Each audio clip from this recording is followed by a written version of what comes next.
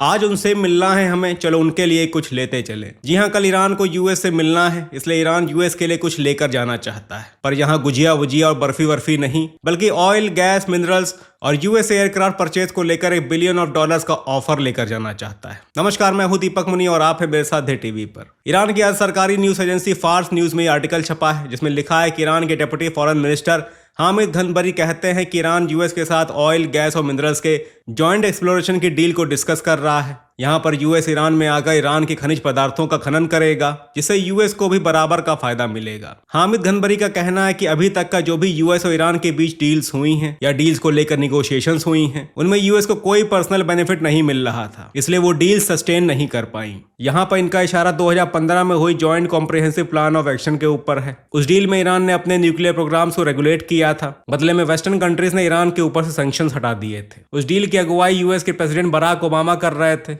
Deal तो हुई, पर यूएस को कोई भी डायरेक्ट पर्सनल बेनिफिट नहीं मिला। ये बात एकदम सच है। आगे हामिद घनबरी कहते हैं कि हम यूएस को ऐसी डील देंगे जिसमें यूएस को फास्ट इकोनॉमिक रिटर्न्स मिलेंगे। वैसा नहीं कि इन्वेस्टमेंट कर दिया पर सालों तक रिटर्न मिलने का इंतजार करना होगा। यूएस ईरान में हाउसिंग डेवलपमेंट प्रोजेक्ट्स का हिस्सा होगा। इनफैक्ट ईरान यूएस से $बिलियंस के एयरक्राफ्ट भी परचेज करेगा। अब यहाँ पे इन्होंने ये मेंशन नहीं किया कि वो मिलिट्री एयरक्राफ्ट होंगे या पैसेंजर एयरक्राफ्ट। ऑब्वियसली यहाँ तक बात आती भी है तो यूएस ईरान के प्रेजेंट रजीम को मिलिट्री एयरक्राफ्ट तो नहीं देगा।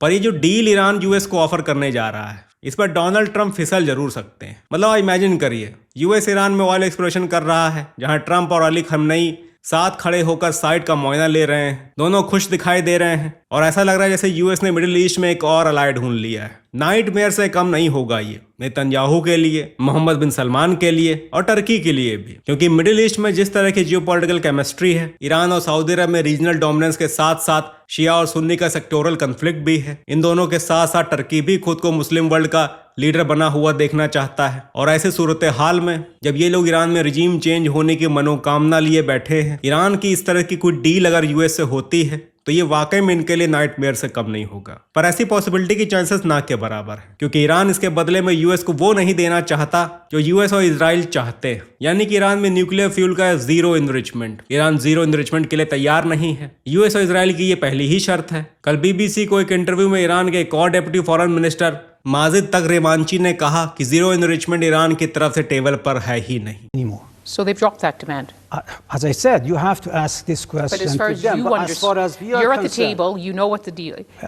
as far as we are concerned, zero enrichment is not on the table. यहाँ पर जीरो इनरिचमेंट का मतलब यह हुआ कि ईरान अपने सिविलियन न्यूक्लियर प्रोग्राम के लिए भी यूरेनियम का इनरिचमेंट ना करे, ईरान के अंदर रत्ती भर भी इनरिचमेंट ना हो। कम से कम इजराइल तो यही चाहता है। कल नेतन्याहू ने भी अपनी पोजीशन स्पष्ट की। पहले तो नेतन्याहू ने कहा कि डोनाल्ड ट्रंप तसल्ली करना चाहते हैं, बातचीत के सारे ऑप्शंस को एग्जॉस्ट करना चाहते हैं। डोनाल्ड ट्रंप को लगता है कि ये डील पॉसिबल है। Iran, the president is determined to exhaust the possibilities of achieving a deal which he believes can be achieved now because of the circumstances that have been created, the force projection, and the fact that, as he says, Iran must surely understand that they missed out last time, and he thinks there's a serious probability that they won't miss out this time. इसके बाद Netanyahu ने बोला कि अगर Iran के साथ कोई deal होती भी है तो उसमें ईरान को क्या क्या करना होगा। यहाँ पर नेतन्याहू ने कहा कि सबसे पहले ईरान को इनरिच मटेरियल कंट्री से बाहर निकालना होगा।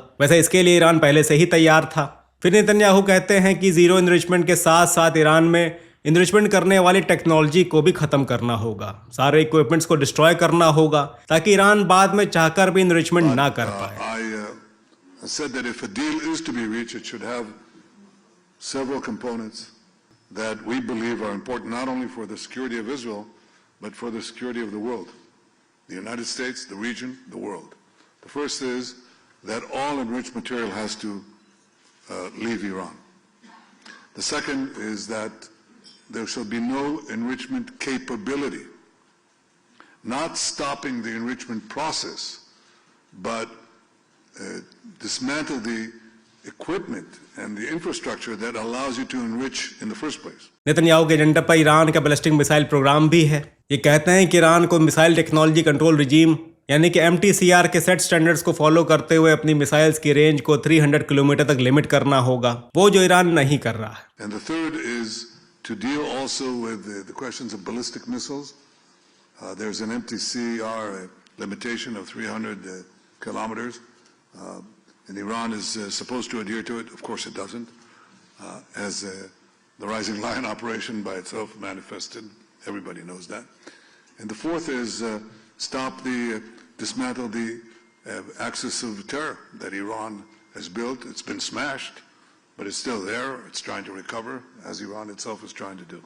सो जीरो इनरिचमेंट वाले इक्विपमेंट्स, बैलिस्टिक मिसाइल प्रोग्राम और ईरान के प्रॉक्सीज, इतना कुछ है यूएस और इजराइल के एजेंडे पर। इधर ईरान की तरफ से अब्बास अराक्ची ने कहा कि ईरान अपने बैलिस्टिक मिसाइल प्रोग्राम्स को नेगोशिएशन टेबल पर नहीं रखेगा। अब देखिए ऐसी कंडीशंस में कोई डील हो पाए, इसकी संभावना कितनी है ये बताने समझाने की जरूरत नहीं है। दुनिया को दिखाने के लिए डोनाल्ड ट्रंप बस बातचीत के सारे ऑप्शंस को एग्जॉस्ट करना चाहते हैं, ताकि कल को कोई ये ना कह सके कि अमेरिका ने बातचीत करने की कोशिश नहीं की। साथ में इतना टाइम बाय करना चाहते हैं कि मिडिल ईस्ट में मतलब भर के मिलिट्री डिप्लॉय हो जाए। यूएसएस अब्राहम लिंकन पहुंच चुका है, यूएसएस गेराल्ड आर फोर्ड रास्ते में है, नेतन्याहू भी उतावले बैठे हैं। इनको भी बस डोनाल्ड ट्रंप की तसल्ली होने का इंतजार है। पिछले हफ्ते ये ट्रंप से मिलने गए थे, जहां पर ट्रंप ने इनसे कहा कि Bibi bro let's see what they are saying. बाकी ट्रंप की तरफ से इनको ईरान के बैलिस्टिक मिसाइल्स को हिट करने का एश्योरेंस दिसंबर में ही मिल चुका है। सीबीएस न्यूज के इस आर्टिकल में सारी बातें लिखी गई। सो अंततः यही कहा जा सकता है कि अब ईरान के लिए यहाँ पर ऑयल, गैस, मिनरल्स,